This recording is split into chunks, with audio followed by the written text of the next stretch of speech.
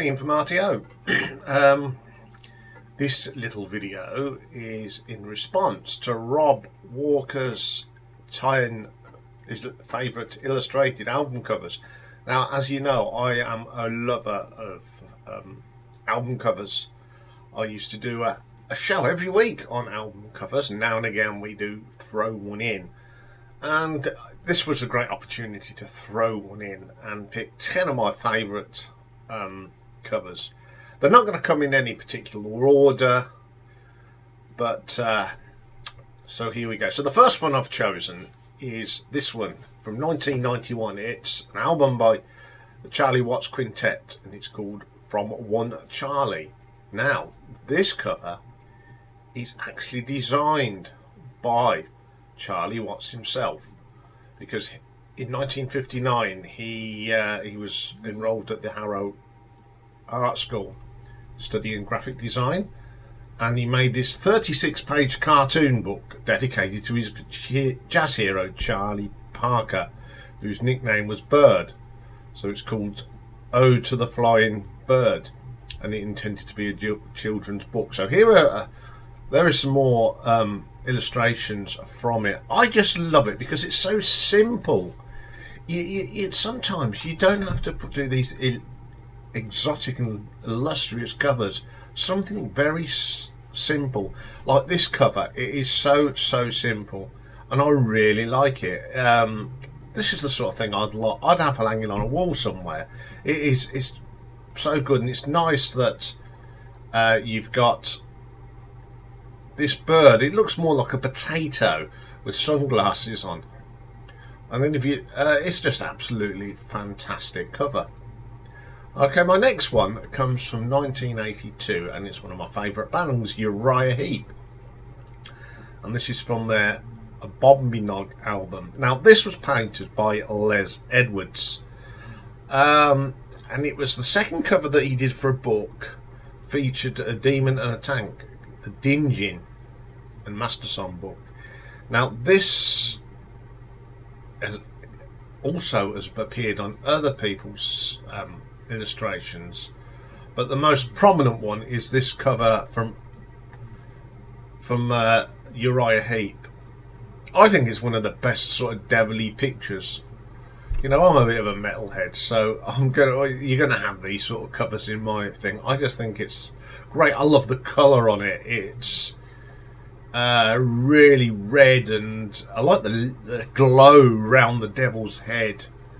It's one of the. It's like a chimpanzee sort of thing with horns and pointed ears.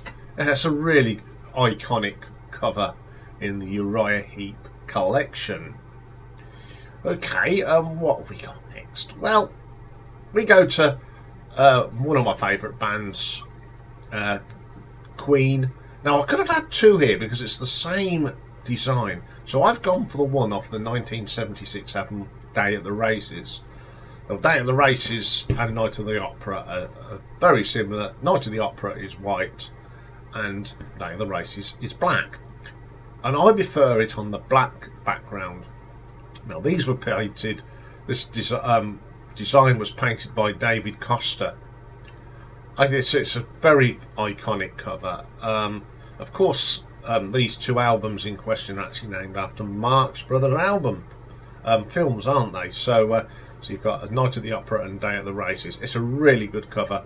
As I said, I much prefer this black on the black. I think it stands out a little bit more. Okay, then we'll move on to another cover. Now, this one comes from a 1976 album from Kansas. It's called Left Overture. Now, I like this sort of Greek mythology, sort of learning type pictures. Now, this one was painted by a chap called Dave McCracken, and it was selected by the drummer at the time, Phil Ehart. He was in charge of selecting covers, and this is what he had to say. Artists were starting to submit artwork for us at this time. We would look at different paintings, and we thought the old man was really cool. We had the name Leftover Overture already. The song Magnum Opus was originally going to be called Left Overture, but it was such a great name, we said screw it and let's call it that. It's a great picture, I think. It's got that sort of... I'm not quite sure what period of time it is, but it's a man of knowledge. It's a really good cover. Okay, up next. Now this album, I brought this album purely on this cover, and it's Magnum's 1982 album Chase the Dragon, done by, of course, the painter Rodney Matthews, who's done a lot of Magnums, and he still sort of has been working with them for many years. Now this is what Rodney Matthews had to say about this.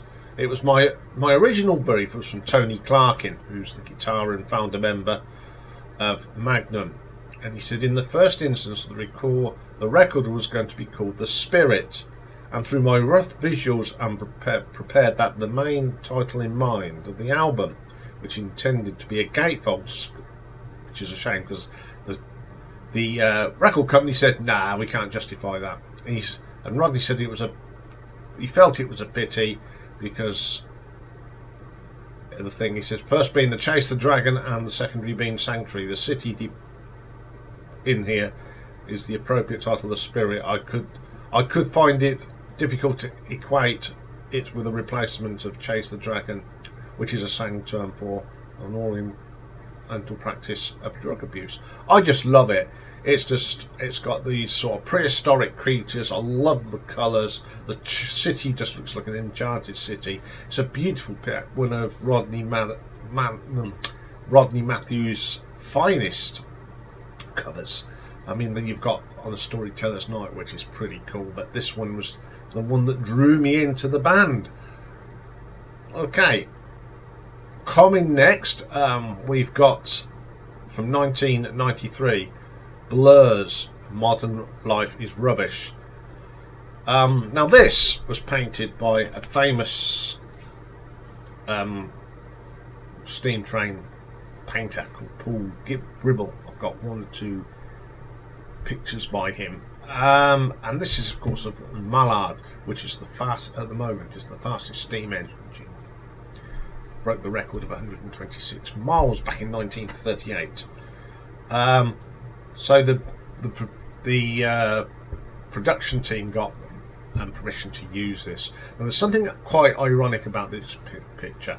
The number on the Mallard, for those train buffs, it's number 22, which when it first was came out onto the line, it's 4468, but this was its final LNER number before it became 62022, I think. But they just liked it because it feels like this Just William Schoolboy pre-war days. I think it's a great picture, and I'm a bit of a train buff, and I do like A4 Pacifics. Is what they're built and designed by Sir Nigel Gresley. So there we have that.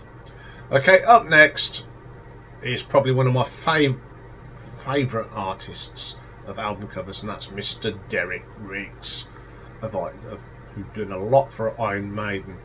And I've gone for this one, Somewhere in Time, which was the sixth album released in 1986.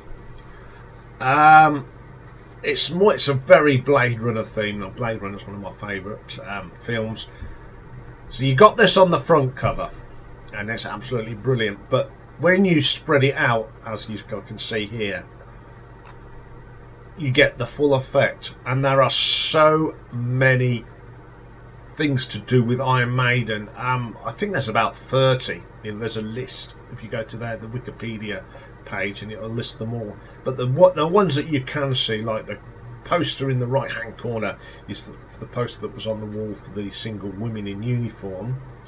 On the backdrop of the cinema, you've got the pyramid from Power Slave. If you look at the clock, it says 2 minutes to midnight. And the football result is West Ham beating Arsenal. Now, Steve Harris, of course, is a big fan of West Ham United. There's all sorts of little things. As if you can see, there's the Flight of Icarus in there as well, and 22 Acacia Avenue. And there's supposed to be, in the, if you really look, you can see Charlotte the Harlot. I think it's one of the best pieces of artwork that Derek Riggs has ever done for Iron Maiden. That and Seventh Son of the Seventh Son. But to me, this is absolutely brilliant, and incorporating the Blade Runner theme. I mean, the band are dressed up like some of the people in Blade Runner. It's just brilliant, brilliant piece of artwork. Okay, up next is another one of my favourites, and it's Mr. Roger Dean. Now, he worked with so many people, but this is probably one of his best, and it's Relayer from 1974. I mean, I love Roger Dean thing. If you want something to watch on Roger Dean, go over to Naomi's 365 Days of Bronze. She does a whole thing on all his artwork. But this is just brilliant. He said he picked this sort of thing. It's a part of a sort of a fortified city for military monks. He said when he originally done this was from a sketch, and he used the sort of the Knights Templar.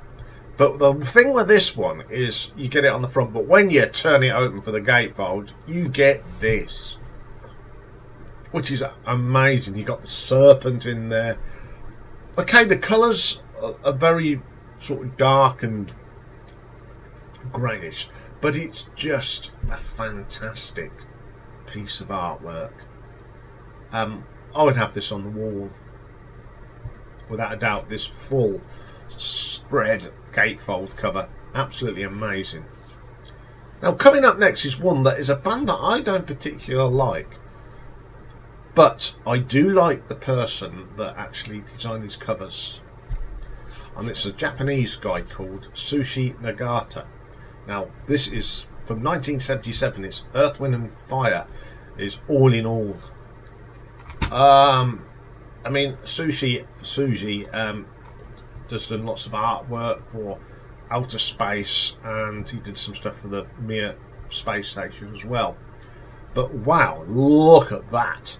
I mean, I love Egyptology, and again, you know, I love like the pharaohs. The colours are wonderful. I like that little fire in the front there, in between the blue sort of ribbons. But again, this is one of them you don't really appreciate until you open it out.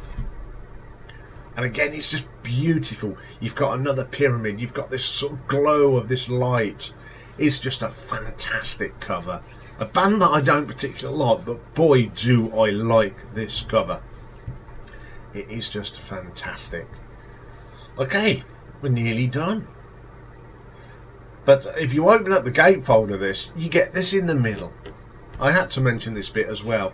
That is outstanding. You got the book and you got the symbols of, I think they're sort of zodiacs and all sorts. But again, beautifully illustrated. Okay, now my next one. And this one is from one of my favourite brands, of course, Marillion. Script for the Jettis Tier. Illustrated by Mark Wilkinson, who did all the stuff of Marillion and Fish. When Fish left, he went with Fish, but he did all the artwork up to Clutching at Straws singles as well. I just love this. Now this, according to Fish, is thoughts from a bed sit. I just love the Jester. He's got the fiddle and he's got a quill, you know, so here I am once more. But again, it's one of them covers you have to open it right up to get the full thing. Excuse me. And you get lots of little Marillion things. There's a chameleon in there. You've got posters advertising the first two singles, Market Square Heroes and He Knows You Know. You've got a Punch and Judy sort of thing in the telly. You've got a single. You've got a bed sit, which is this album is thoughts from a bed sit. And then when you get the Fugazi, that's thoughts from a hotel room. So it's a wonderful cover. I love Mark Wilkinson's artwork. If you go to my channel and go through the album artworks, you'll find lots of stuff on Mark Wilkinson. But my final one, and I've left this one to last, because as a kid this sort of blew me away, and it's from ELO 1977's Out of the Blue. Again, this is designed by Koch, by artwork from Sushi Nakora, who of course did the Earth, Wind and Fire. I just love this. Now you can't really see, but if you look, there's a number on that shuttle, and it's JTLA 823L2, which is actually the number in the catalogue for the album. I mean, I've got this in the album, including a cardboard cutout of the space station, big posted poster. But again, it's just an amazing cover. And then when you open it out, wow, do you get that? The full effect. Absolutely brilliant. Now this, of course, the original design was on this record. The New World Record. Koch designed the spaceship emblem. But of course, also, when you open up the gatefold inside, you get the inside of the spaceship, which again is a fantastic cover. And if you've watched videos of this tour, you got the spaceship opening up and you got this as a set. It's just a fantastic cover from a fantastic album. I just think this is one of the best album covers you'll ever see, and it is probably my favourite out of all these 10. So there we are. There's just a little response to Rob Walker's his version. I've seen so many other guys that have done them. Everyone's put some really good covers on. So here is my little contribution. So thank you very much for watching, and I will see you all soon. Bye for now.